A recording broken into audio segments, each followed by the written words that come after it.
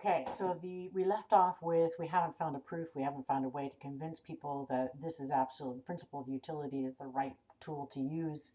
So JJC Smart says, always act in a way that will produce the maximum overall good in the world.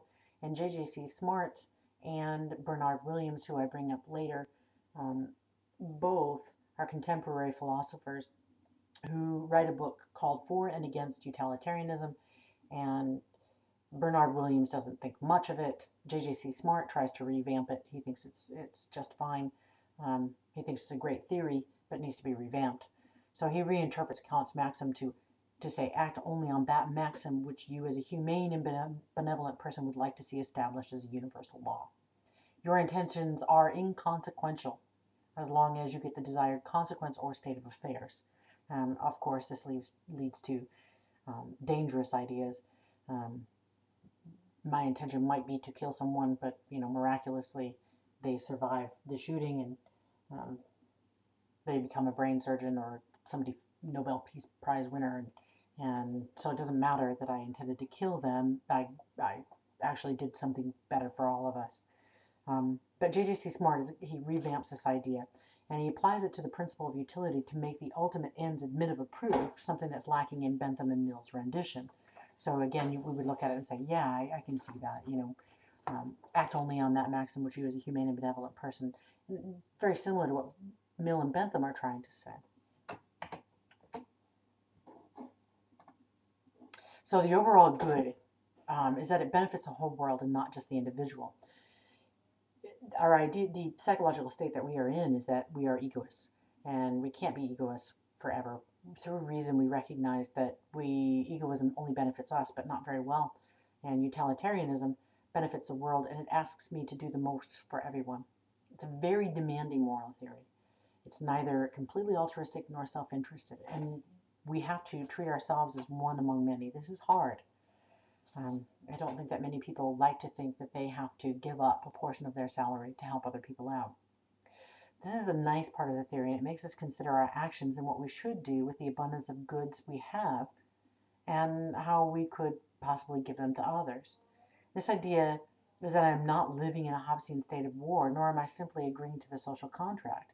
Instead, I am able to contribute to the overall good that benefits others as well as myself, and how best to do that. If you consider the contemporary implications, we certainly want to know, as taxpayers, when a society is better off, when we're spending money in a great way. It's especially interesting in welfare, goodness of a society overall. We certainly need to know, we need some way of knowing whether or not we're getting what we're paying for in society or in developing societies. The contemporary debate goes further, though, and it boils down now to act and rule utilitarianism. Act utilitarianism means that I calculate in each and every case what the consequences of an action are, and I perform that action that produces the most amount of utility. The rule utilitarians, we must look at the consequences of rules, the rules that produce the greatest amount of utility in the long run, even if they don't produce the greatest amount of utility in this case. Here we can further our discussion of the trolley problem as well as the surgeon. As an act utilitarian, I am able in each and every situation to decide which action produces the greatest amount of utility. The problem with this approach is that I run the risk of not calculating properly how much each person will be affected. Instead, I reach short-term overall happiness without assurance that I have done the most good. Again, it seems that I am only quantifying pleasure instead of speaking to happiness, which was a concern of Mill. Williams points this out in terms of integrity and individual moral projects. What are those things that I am committed to, and what values do I hold that I would not compromise? Remember, consistency is also the hope of utilitarians, and act utilitarianism does not allow it. Rule utilitarians would be more in line with Mill and the happiness as a goal. In the trolley problem, I can use the fat man to stop the train as well as run over the one. Either will suffice for an act utilitarian. A rule utilitarian might have a problem with the fat man being pushed unless, of course, he is a saboteur. Then, obviously, there would be no problem in pushing him to stop the train, as well as we could then use him to serve as an example to all fat saboteurs. Williams and Foote both think that while we are pushed into a corner and feeling that we must act again upon, we still have a belief that we should not kill innocent people for any reason, and that sacrificing for the greater good is inconsistent with having moral beliefs to begin with. Their question, why bother holding moral values if you must give them up at any moment for a good cause?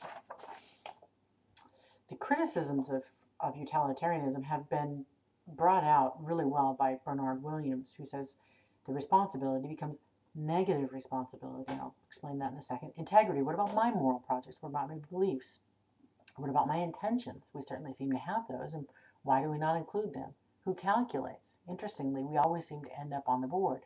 And who's included? In the trolley problem, many of you may object to me saying that I would not turn the train on the 1 to save the 5. You might say that if I do nothing, I have the death of 5 people in my hands. The question is, why is this my fault? Why am I suddenly responsible for 5 idiots not being smart enough to get off the tracks when the train is barreling towards them? Or if you prefer that I take out the idiot, 5 people standing on the track. Perhaps you could say that they are deaf and they cannot hear the train. That would relieve them of being idiots, but I still do not know how I am responsible for their deaths. It seems that if I had not been on the train and the driver had fainted, the train would still hit them, and no one would be responsible. But if I steer the train toward the 1, I am killing that person to save the 5, and why would that be right? My intention is to kill in the latter case, and in the former I have no intention to kill the 5, to kill the 1 or the 5. It just so happens that the train is on a course and the people happen to be on that track.